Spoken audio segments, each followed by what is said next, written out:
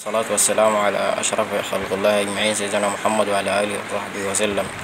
السلام عليكم ورحمة الله يا أحبابي في الله في أينما كنتم في ربوع الوطن العربي. اليوم سوف أقدم لكم درسا وهو بخصوص كيفية إنشاء حساب في الجيميل، فتابعوا معي الشرح. كما ترون أولا سوف ندخل إلى البحث جوجل ونكتب إنشاء حساب في الجيميل أو تسجيل الدخول في الجيميل. نذهب إلى الخطوة التالية وهي البيانات الأساسية.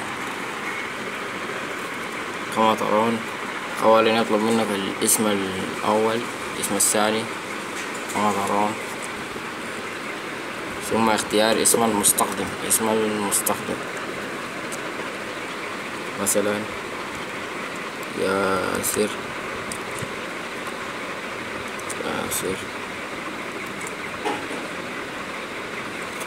مثلا www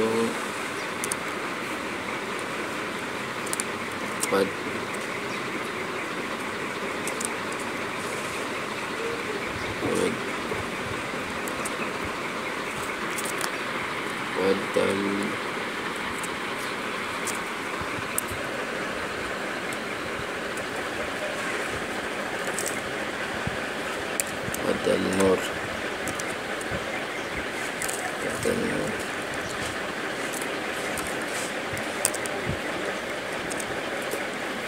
النور 2016. خلي العد زي ما هي.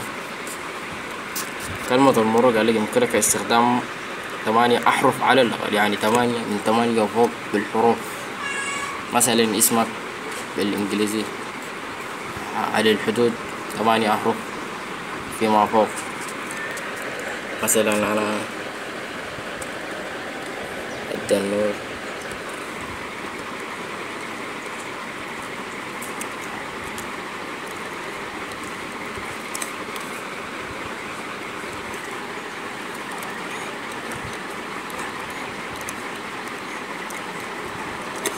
هذه كلمة المرور.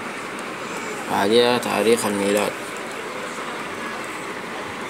23 أبريل 1997.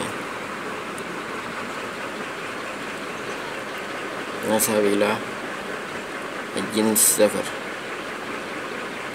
رقم الهاتف المحمول، تكتب رقم الهاتف المحمول رمز الدولة. هنا يقول لك ادخل عنوان بريدك الإلكتروني الحالي. أنا ليس لدي بريد إلكتروني حالي. سوف نختار الموقع السودان. نمشي للخطوة التالية،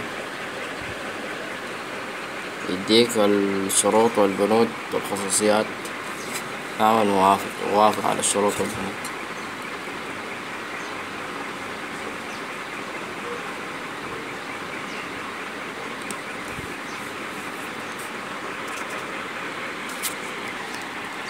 بعدين يقول لك اتأكد من رقم الهاتف المحمول الذي يقول لك how should we send you. هل انت متأكد من هذا الرقم؟ سوف نرسل إليك رسالة نصية بهذا الرقم.